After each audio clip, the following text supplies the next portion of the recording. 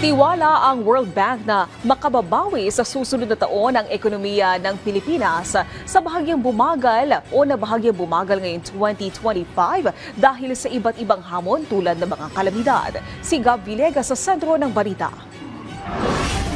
Positibo ang World Bank na lalo pang lalakas ang paglago ng ekonomiya ng bansa sa susunod na 2 taon sa kabila ng naging mabagal na paglago ng ekonomiya ng bansa ngayong taon. Batay sa kanilang projection, aabot sa 5.1% ang inaasahang projected economic growth ng bansa ngayong taon at inaasahan na aakyat ito sa 5.3% sa susunod na taon at 5.4% pagsapit ng taong 2027. Ayon sa World Bank, palalakasin ng matibay na domestic demand ang magiging paglago ng ekonomiya. Nakikita ng World Bank na mananatiling malakas ang private consumption dahil sa nananatili pa rin mabagal ang inflation sa bansa. Nananatili ring mataas ang employment rate sa bansa at ang mas mababang interest rate dahilan upang maging madali ang pangungutang.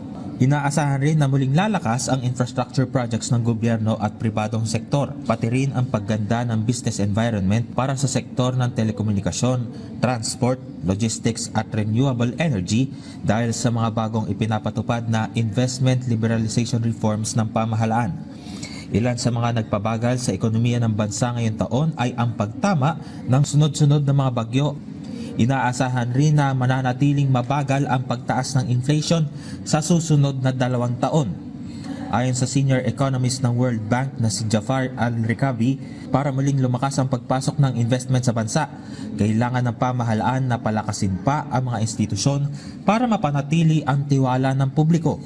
Masigurong tuloy-tuloy na nababayaran ng bansa ang mga utang nito at ang panghuli, maipatupad ng maayos sa mga reforma para mapataas pa ang malilikhang mga trabaho lalo na sa sektor ng renewable energy at logistics. This type of reforms are going to be really important to improve the efficiency of expenditure.